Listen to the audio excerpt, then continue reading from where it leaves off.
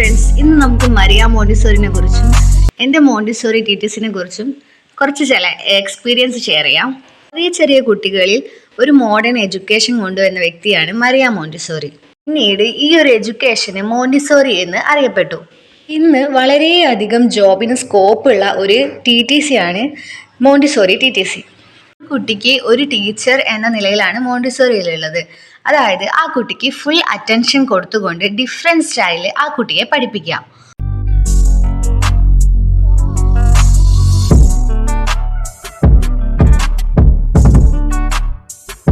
മോണ്ടിസോറിയിലെ teacher എന്നല്ല പറയുന്നത്, mentor എന്നാണ്. അതായത് കുട്ടിയെ പഠിപ്പിക്കുകയല്ല, പഠിക്കാൻ സഹായിക്കുകയാണ് ചെയ്യുന്നത്. ഒരുപാട് ടൂൾസ് കൊടുക്കുന്നു, ആ കുട്ടി അതുകൊണ്ട് സ്വയം പഠിച്ചെടുക്കുകയാണ് വേണ്ടത്. സോ അതിന് പറ്റാത്ത കുഞ്ഞുങ്ങളെ സഹായിക്കുക മാത്രമാണ് ടീച്ചർ ചെയ്യുന്നുള്ളൂ. സോ അതുകൊണ്ട് തന്നെ ഇവിടെ ടീച്ചർ എന്ന വേർഡിന് പകരം മെന്റർ എന്നാണ് കൂടുതലായിട്ട് യൂസ് ചെയ്യുന്നത്. ടീച്ചർ ആവാൻ ഒരാൾ ആഗ്രഹിക്കുന്നുണ്ടെങ്കിൽ ആ വ്യക്തി ഫുൾ ഓൺ പോസിറ്റീവ് ആയിരിക്കണം. അതുകൊണ്ട് തന്നെ TTC പീരീഡിൽ മോണ്ടിസോറി ടീച്ചേഴ്സ് ഫുള്ളായി പോസിറ്റീവ് വൈബായിട്ടായിരിക്കും അവർ പഠിക്കുന്നത്. പഠിക്കുകയാണെന്നുള്ളൊരു സംഭവം സെക്കൻഡ് ആയിരിക്കും. അവർ ഫുൾ ഓൺ അവരുടെ ഓൺ ആക്കുക, അവരുടെ ടീച്ചിങ് എബിലിറ്റി ഡിഫറെൻറ്റ് സ്റ്റൈലിൽ ബിൽഡ് ചെയ്യുക എന്നുള്ളതൊക്കെയാണ് ആ ടൈമിൽ നമുക്ക് കിട്ടുന്ന ഒരു കാര്യം. അതുകൊണ്ട് തന്നെ ടീച്ചേഴ്സിൻ്റെ എൻ്റർടൈൻമെൻറ്റിനായിട്ട് ആർട്സും സ്പോർട്സും എല്ലാം അക്കാദമിയിൽ ഉണ്ടായിരുന്നു. ആദ്യമെല്ലാം ഡാൻസും പാട്ടുമായി മുന്നോട്ട് പോയ ക്ലാസ് പിന്നീടാണ് പഠനം കയറി വരുന്നത്. സോ നമുക്ക് ഫസ്റ്റ് ആയിട്ട് ഉണ്ടായത് ആദ്യമെല്ലാം സ്റ്റോറീസും പോയംസ് എല്ലാം കുട്ടികൾക്ക് പറഞ്ഞു കൊടുക്കുന്ന പോലെ ഡെമോ ക്ലാസ്സുകളായിരുന്നു നമ്മൾ എടുക്കേണ്ടി വന്നത്. ഈ ഡെമോ ക്ലാസ്സുകൾ ഇംഗ്ലീഷിലേക്ക് ചേഞ്ച് ചെയ്യേണ്ടായി. കുട്ടികളോട് എങ്ങനെ ഇൻട്രാക്ട് ചെയ്യണം എന്ന കാര്യത്തിലെല്ലാം ക്ലാസ് ഒരു പകുതി ആയപ്പോഴേക്കും ഞങ്ങൾ സെറ്റ് ആവേണ്ടായി. അതായത് നമ്മുടെ ഈ ഒരു ഗിൽറ്റി ഫീൽ ഇട്ടുകൊണ്ട് എങ്ങനെ സ്റ്റഡി ടൈം നമുക്ക് എൻജോയ്മെൻ്റ് ആക്കാം എന്നുള്ള ലെവലിലേക്ക് ഞങ്ങൾ മാറി. ഒരു കോഴ്സിൽ ഒരു 6 മന്ത് കഴിഞ്ഞപ്പോഴാണ് സ്റ്റഡി ടൈം സ്റ്റാർട്ട് ചെയ്തത്. അരിത്തമെറ്റിക്, ലാംഗ്വേജ്, EOPL തുടങ്ങി കുറച്ച് സബ്ജക്റ്റുകൾ നമുക്ക് പഠിക്കാനുണ്ടായിരുന്നു. ഒക്കെയായിരുന്നു ഞങ്ങളുടെ ഫയൽ വർക്ക് സ്റ്റാർട്ട് ചെയ്തത്. സോ ഞങ്ങൾക്ക് മൊത്തം ഒരു 6 ഫയൽസ് ഉണ്ടായിരുന്നു. ഓൺലൈൻ വഴി ഞങ്ങൾക്ക് അയച്ചു തരും. സോ ക്ലാസ് എൻഡ് ആവുന്ന മുമ്പ് ഞങ്ങളിത് സബ്മിറ്റ് ചെയ്യണമെന്നേ ഉണ്ടായിരുന്നുള്ളൂ. ഇവിടെ ഫസ്റ്റ് കണ്ടത് എൻ്റെ ഗ്രാജുവേഷൻ ടൈമിൽ എനിക്ക് കിട്ടിയ സർട്ടിഫിക്കറ്റ് ആണ്. സർട്ടിഫിക്കറ്റ് നമുക്ക് അബ്രോഡ് കൂടി യൂസ്ഫുൾ ആയിട്ടുള്ളൊരു സർട്ടിഫിക്കറ്റ് ആണ്. നമ്മുടെ സ്റ്റേറ്റിൽ ഇതിനുള്ള ഓപ്പർച്യൂണിറ്റിനേക്കാളും കുറച്ചുകൂടി സ്കോപ്പ് ഉള്ളത് കൺട്രീസിലാണ്.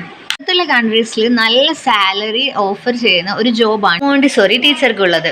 നമ്മുടെ ക്രിയേറ്റിവിറ്റി ബിൽഡ് ചെയ്യുന്ന കൂട്ടത്തിൽ നമ്മളെ കൊണ്ട് ഒരുപാട് വർക്ക് ചെയ്യിപ്പിക്കുന്നുണ്ട് ഇവിടെ.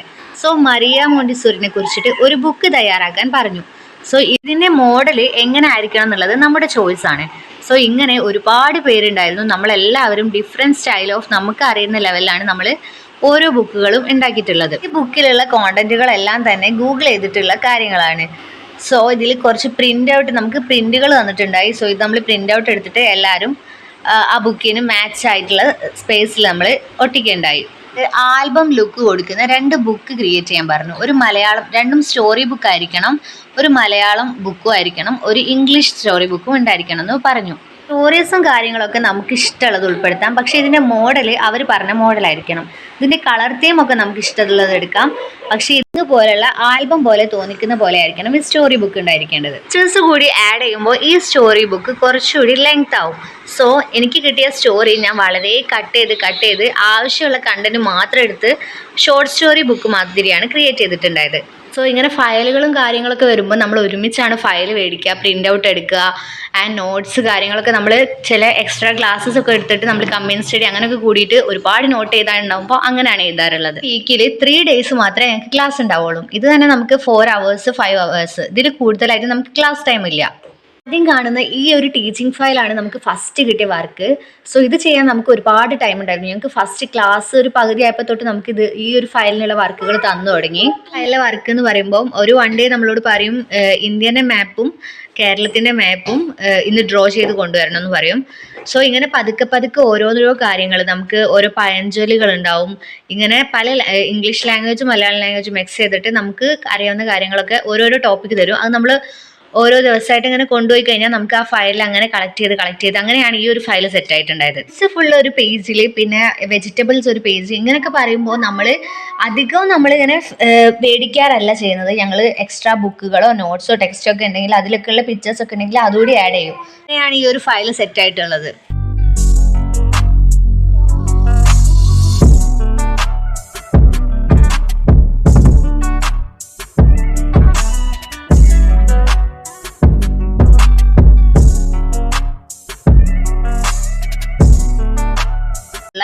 നല്ല ഫേമസ് ആയ ഫുഡിന് നമുക്ക് പിക്ചറൈസ് ചെയ്യാണ്ട്.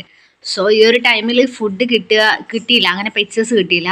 സോ ഞാൻ നെറ്റിൽ അടിച്ചിട്ട് അതേ സെയിം തോന്നുന്ന കുറച്ച് പിക്ചേഴ്സൊക്കെ കണക്ട് ചെയ്ത് ഒട്ടിച്ചിട്ടൊക്കെയാണ് ഇങ്ങനെയുള്ള ഫോട്ടോസ് കിട്ടിയിട്ടുള്ളത്. ടീച്ചിങ് ഫയലിൻ്റെ എക്സ്പീരിയൻസ് ഭയങ്കര രസം തന്നെയായിരുന്നു. കാരണം ഈ ഫോട്ടോസും കാര്യങ്ങളൊക്കെ ഓരോ സ്ഥലത്തുനിന്ന് ഇങ്ങനെ എടുക്കുമ്പോൾ ഉള്ളൊരു സംഭവം ഉണ്ടായിരുന്നു. നമുക്ക് നല്ലോണം എഫേർട്ട് എടുത്തിക്കണം. ഇപ്പോൾ ലാസ്റ്റ് ആ ഫയൽ അങ്ങനെ ഫിനിഷായി കണ്ടപ്പോൾ ഭയങ്കര ഹാപ്പി ആയിരുന്നു കേട്ടോ. കോട്ടൺ വർക്ക്, സാൻഡ് വർക്ക്, മാറ്റ് സ്റ്റിക്ക് വർക്ക്, സീക്വൻസ് വർക്ക്, ഇങ്ങനെ കുറച്ച് വർക്കുകൾ കൂടി എക്സ്ട്രാ ഉണ്ടായിരുന്നു. സോ ഇതൊക്കെ എൻ്റെ ക്രിയേറ്റിവിറ്റിയിലുള്ളതാണ്. ആൻഡ് ബാക്കിയുള്ളവരൊക്കെ ഉണ്ട്. നല്ല രസം ഉണ്ടായിരുന്നു. എല്ലാവരും പുതിയ പുതിയ ക്രിയേറ്റിവിറ്റീസൊക്കെ കാണാണ്ടായി.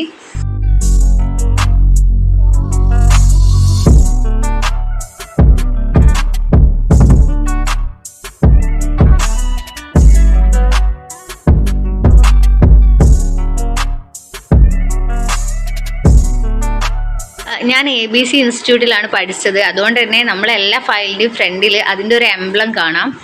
ഫയലാണ്. ഈ ഒരു ഫയൽ സെറ്റാക്കുന്ന മുമ്പ് നമുക്ക് ഇതിൻ്റെ ഓരോ ക്യാമ്പുകൾ കിട്ടും.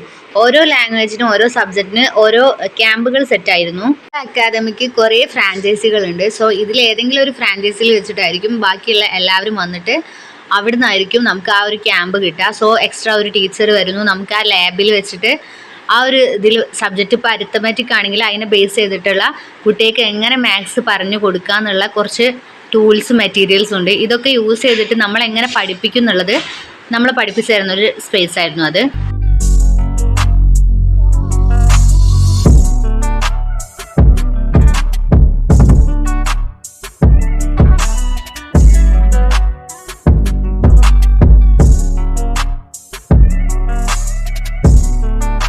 ഇതിലുള്ള എവറി സബ്ജക്റ്റ് വാസ് ഇൻട്രസ്റ്റിംഗ്. കാരണം ഒരു കുട്ടി എങ്ങനെ ചെറുപ്പം തൊട്ട് നമുക്ക് ആ കുട്ടീനെ സെറ്റ് ചെയ്തെടുക്കുക എന്നുള്ളതാണ്. കാരണം ഒരു ചെയർ എങ്ങനെ എടുക്കുന്നു, ആ ചെയർ എങ്ങനെ പ്ലേസ് ചെയ്യുന്നു, അവിടെ നമ്മളെങ്ങനെ ഇരിക്കുന്നു തൊട്ടിട്ടുള്ള എല്ലാ കാര്യങ്ങളും നമുക്ക് പ്രോപ്പറായി പഠിപ്പിച്ചു തരുന്നു. ഭയങ്കര നീറ്റ് ആൻഡ് ക്ലീൻ ആയിട്ട് നമ്മളെ കുട്ടികൾ വളർന്നു വരുമ്പോൾ അവരുടേതായ ഒരു ഡിസിപ്ലിൻ മേക്ക് ചെയ്യാൻ വേണ്ടിയിട്ട് ഈ ഒരു പഠനത്തിലൂടെ സാധിക്കും. File, class, arts, sports, demo class, ഇങ്ങനത്തെ കാര്യങ്ങളൊക്കെ നടന്നപ്പോഴും ഞങ്ങൾക്ക് എക്സാം കൂടി ഉണ്ടായിരുന്നു. ക്ലാസ് ടെസ്റ്റുകൾ ഉണ്ടായിരുന്നു. പിന്നെ ഞങ്ങൾക്ക് ഒരു മോഡൽ എക്സാം നടന്നു. ലാസ്റ്റ് ആയിരുന്നു ഞങ്ങൾക്ക് പബ്ലിക് എക്സാം കൂടി ഉണ്ടായിരുന്നു. ക്ലാസ്സിൻ്റെ കൂടെ ടൂർ കൂടി ഉണ്ടായിരുന്നു. ആൻഡ് ഞങ്ങൾക്ക് ലാസ്റ്റ് വന്നതായിരുന്നു ടീച്ചർ ട്രെയിനിങ്.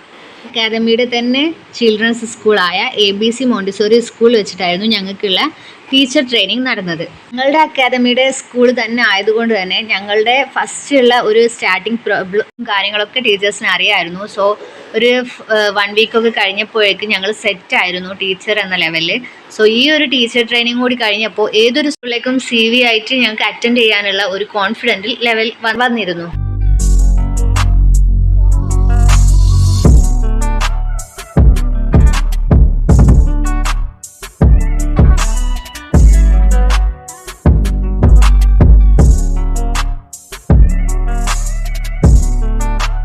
ദിവസങ്ങളൊക്കെ ഇൻ്റർവ്യൂ അറ്റൻഡ് ചെയ്യലായിരുന്നു പരിപാടി. ഞങ്ങളുടെ അക്കാദമിയിൽ ഒരു ഇൻ്റർവ്യൂ നടന്നു. കാരണം ഈ ഒരു ടൈമിൽ ഞങ്ങളുടെ ഒരു 1 ഇയർ കഴിയുമ്പോൾ നമ്മളെ അക്കാദമിയിൽ ഇൻ്റർവ്യൂ നടക്കും. ഈ ടൈമിൽ ഞങ്ങളുടെ അക്കാദമിയിലേക്ക് ആവശ്യമായുള്ള ടീച്ചേഴ്സ്, മോണ്ടിസോറി ടീച്ചിങ് പഠിപ്പിക്കാൻ ആവശ്യമായിട്ടുള്ള ടീച്ചേഴ്സിനെ സെലക്ട് ചെയ്യുന്ന ഒരു ഇൻ്റർവ്യൂ ആയിരുന്നു അന്ന് നടന്നത്. ഈ സമയത്ത് ഞങ്ങൾക്ക് ഒരുപാട് ഫ്രാഞ്ചൈസി ഉണ്ട്. സോ ഈ സെലക്ട് ആവുന്ന ടീച്ചേഴ്സ് ആ ഫ്രാഞ്ചൈസിയിലേക്ക് ആപ്റ്റ് ആണെങ്കിൽ അവിടേക്ക് എടുക്കുകയും സ്കൂളുകളിൽ വർക്ക് ചെയ്യാൻ താല്പര്യമില്ലാത്ത കുട്ടികളാണെങ്കിൽ അവർക്ക് തന്നെ ഇതിൻ്റെ ഒരു ഫ്രാഞ്ചൈസി ഓപ്പൺ ചെയ്യാനുള്ള സൗകര്യം കൂടി ഉണ്ട്.